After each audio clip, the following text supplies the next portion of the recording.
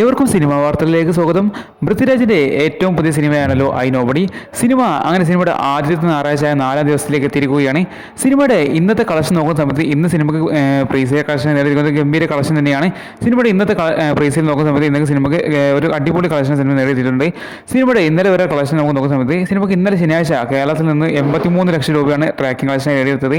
Cinema അങ്ങനെ Kerala tracking gross collection നേടിയെടുത്തത് 1,25 ലക്ഷം രൂപയ്ക്ക് മുകളിലാണ്. അങ്ങനെ സിനിമ ആകെ കേരള കളക്ഷൻ 4 കോടി രൂപയുടെ സിനിമ എത്തിയിട്ടുണ്ട്.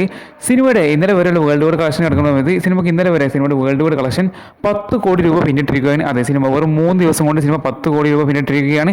സിനിമയുടെ ഇന്നത്തെ ഫസ്റ്റ് ഞായറാഴ്ച, സിനിമയുടെ ആദ്യത്തെ ഞായറാഴ്ചയിലേക്ക് നമ്മൾ ഇന്ന് നോക്കുന്ന സമയത്ത് സിനിമയുടെ ഇന്നത്തെ പ്രീസെയിൽ കളക്ഷൻ നമ്മൾ നോക്കുന്നത് 80 ലക്ഷം കടന്ന് 90 ലക്ഷം രൂപ സിനിമ പ്രീസെയിൽ കളക്ഷൻ നേടിയിരിക്കുകയാണ്.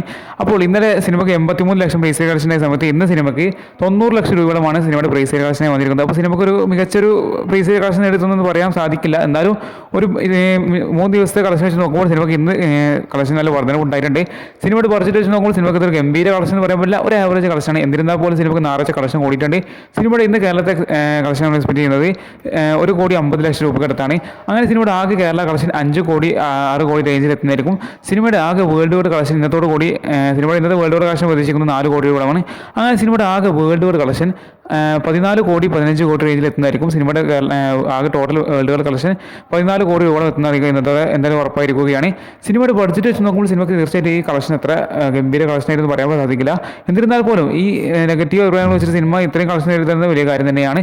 എന്തായാലും നിങ്ങൾ ഈ സിനിമ കണ്ടവരാണെങ്കിൽ നിങ്ങളുടെ അഭിപ്രായം തീർച്ചയായിട്ടും കമൻറ്റ് ചെയ്യാൻ മറക്കരുത്. പിന്നെ ഇതുപോലുള്ള സിനിമ വാർത്തകൾക്കായി ഈ വീഡിയോ ലൈക്ക് ചെയ്ത് ചാനൽ സബ്സ്ക്രൈബ് ചെയ്യാൻ മറക്കല്ലേ.